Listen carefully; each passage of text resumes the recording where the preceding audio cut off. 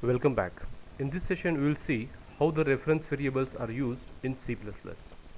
Now, everything in C++ need to have proper syntax. So the syntax of reference variable is data type space ampersand, that is reference operator, then reference variable name equal to referent variable name. If you look at this slide, here we have declared one variable x whose value is 10 and y is a reference for x, right? So y is nothing but reference for x, right? So in this case what will happen, there will not be separate memory allocated for y. If you look at here, the address of x is 1000, right? So value of x is 10 and y is the reference to x, so y is also referring to the same address. So if I display value of x, still I will get 10, and if I display value of y, still I will get 10, right? So point to be noted that for reference variable there is no separate memory allocated. Now this concept is used in C++ for a mechanism called as call by reference mechanism, right? Now let's take case example of swapping of two numbers.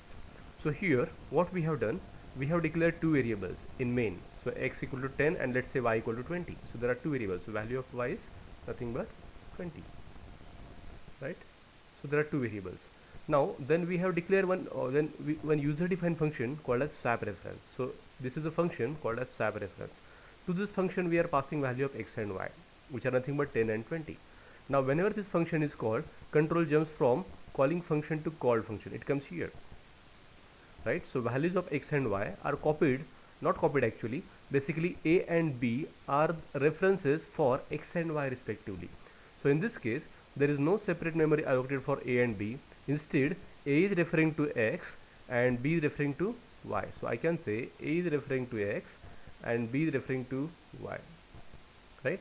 Then we have declared one temporary variable temp. This is swapping logic, right? So temp equal to a equal to b, and b equal to temp. It is something like we have two glasses, right? So in one glass we have water, and in other glass we have, let's say, lemon juice.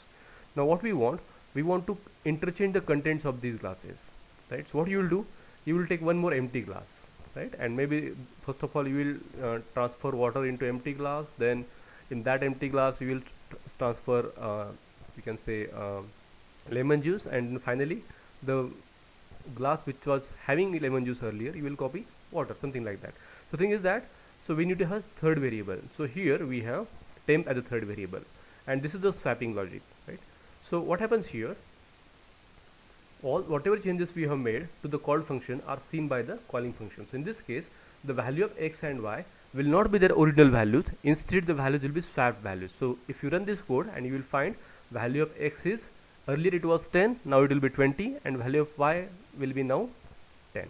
So values are interchanged. This is nothing but an example of swapping of two numbers by using call by reference. I will show you demonstration of this concept by using Turbo C++ compiler. Next is a keyword called as const keyword. Basically this keyword specifies that a variable's value is constant, and it tells the compiler that its value should not be modified. If you look at this slide, the variable that we have declared is I. Variable name is I, whose value is 50. Before that I am using const modifier, right? So if I write this, its value will not be changed. So initially its value is 50, right? I am trying to change it to 100. So such statement will not be allowed, it will give error. On next slide, again I am trying to make its value as I plus plus means 101. This will also not be allowed, right? So any change or any attempt to modify its value will give compile time error. So this is the keyword in C++. If you look at next slide, basically when we declare array in C, right? So what we do, we write their array size, which is an integer number. For example, what we do in C is I declare array like this. So int, let's say marks, and let's say 10, size is 10. This is how we used to declare array. But in C++ I can declare one variable like this, const, let's say int size equal to 10, and now I can say int marks in bracket size. So thing is that here in C we need to specify the digit, or we can say number, but here we can specify the variable name in C++. So I can say this statement is valid in C and this statement is valid in C++. Okay, so same thing we have shown on the slide. So what you see here, that we have declared a variable const int size whose value is 1000, and this value we are passing as a, we can say, parameter to the array. So char array, and array size is nothing but 1000. So instead of writing 1000 we are declaring array, right? Now this statement is legal in C++, but this is not possible in C programming. Okay, make a note of it. Then we can use const keyword along with the functions also. For example, I have declared a variable. If you look at this code, so we have declared a variable called employee ID whose value is 1.